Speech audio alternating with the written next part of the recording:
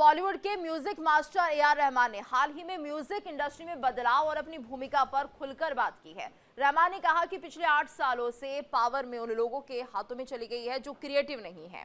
उन्होंने बताया कि कभी-कभी चीजें साफ नहीं रहती और ये किसी सांप्रदायिक कारण से भी हो सकता है, लेकिन ये उनके सामने सीधे नहीं आया। रहमान ने बताया कि अब म्यूजिक एल्बम कई कंपोजर्स के साथ बांटे जा रहे हैं। वो कहते हैं उन्होंने आपको बुक किया था, लेकिन म्यूजिक कंपनी आगे बढ़कर 5 कंपोजर हायर कर लेती है।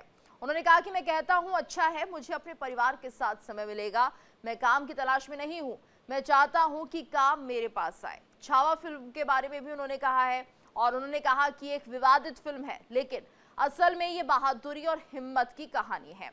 उन्होंने बताया कि शुरुआत में उन्होंने अपने योगदान पर सवाल उठाया, लेकिन डायरेक्टर ने कहा हमें सिर्फ तुम्हारी जरूरत है। रहमान ने फिल्म के म्यूजिक को लेकर भी अपनी भावनाएं साझा की हैं। वो कहते हैं कि छत्रपति शिवाजी महाराज हर मराठा की आत्मा में है। जब फिल्म खत्म होती है और कविता सुनाई जाती है तो ये बहुत इमोशनल होता है। मुझे गर्व है कि मैंने ऐसी फिल्म का म्यूजिक दिया है जो भावना और इतिहास दोनों को दिखाती है। देखिए, ए आर रहमान साहब एक बहुत बड़े म्यूजिक कंपोजर है, इंटरनेशनली वेल नोन अक्लेम्ड एक म्यूजिक कंपोजर है। अगर उन्होंने ये बात कही है तो वाकई में सोचने वाली बात है। हालांकि मैंने उनका पूरा बयान नहीं सुना है, ना मैंने कहीं पर पढ़ा है, लेकिन हम तो यही बोल रहे हैं कि जब से देखो 10-12 साल हो गए बीजेपी सरकार जब से सत्ता में आई है, एक ही चीज देखा जा रहा है कि वो नफरत फैला रहे हैं। और ये नफरत इतनी बढ़ चुकी है, इतनी इनकी पोलराइजेशन की वजह से बढ़ चुकी है, खासतौर से मुसलमानों के प्रति, कि आज पूरे देश के अंदर अब देखिए कहीं ना कहीं मुसलमानों के मदरसों को टारगेट किया जाता है, कभी जेएसआर के नाम पे मॉब लिंचिंग कर दिया जाता है। ऐसा लगता है कि जैसे ए.आर. रहमान भी उस पंक्ति के लीडर बन गए हैं, जिसके कि कभी हमारे उपराष्ट्रपति हामिद अंसारी थे। हामिद अंसारी ने भी 10 साल तक मलाई चाटी, कई सारी संवैधानिक पोजीशंस पर रहे और उसके बाद जाते जाते भारत को गिराते हुए चले गए। इन्होंने भी पूरा जीवन भारत के और हिंदू दर्शकों ने इनको सिर आंखों पर बिठाया।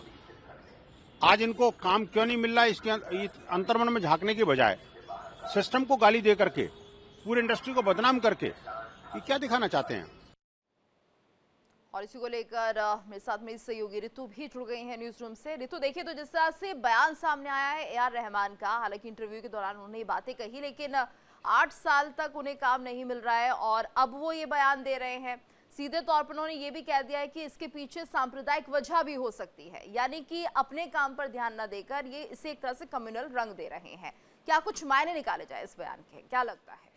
ए.आर. रहमान का ये बयान जो है ये कई पर्सपेक्टिव से अब देखा जा रहा है गीतू। अब इसमें जैसा कि आपने कहा कि सांप्रदायिक एंगल भी है, धर्म की राजनीति भी है।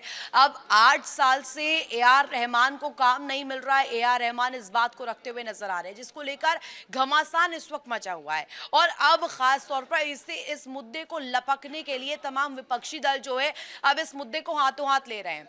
जैसा कि हमने सुनवाया अभी किस तरीके की प्रतिक्रिया सामने आई, वो कहा गया, और ये सब आप जरा बैकग्राउंडर समझिएगा, ये सब हो रहा है बांग्लादेश में हिंदुओं के साथ बर्बरता के बाद, जैसा कि केकेआर टीम को लेकर के तस्वीर सामने आई जिसमें बांग्लादेशी खिलाड़ी को बाहर करने के लिए शाहरुख खान को कितना ट्रोल किया गया। अब ए.आर. रहमान सामने आते हैं, अब वो कह रहे हैं कि धार्मिक तौर पर उस तस्वीर को रखते हुए उन्हें काम नहीं दिया जा रहा है, यानी कि सीधे सीधे इसमें राजनीति अब ये पूरा मुद्दा बनते हुए नजर आ रही है। साथ ही साथ इसमें अब वीएचपी के जो अध्यक्ष है विनोद बंसल, उन्होंने कहा कि ये सब एक तरीका होता है, तौर तरीके के तौर पर ये किया जाता है। हामिद अंसारी का जिक्र उन्होंने किया, उन्होंने कहा कि ये एक नैरेटिव गढ़ने की कोशिश होती है। जब तक आपको क्रीम मिल रहा है, आप इंडस्ट्री में हैं, आपको काम मिल रहा है, आप जमकर सामने पब्लिक लाइट में हैं, तब तक आप चीजों को एंटरटेन कीजिएगा। जैसे ही आपके फेवर में चीजें नहीं होती हैं, आप इस तरीके के बयानबाजियों पर उतर आते हैं।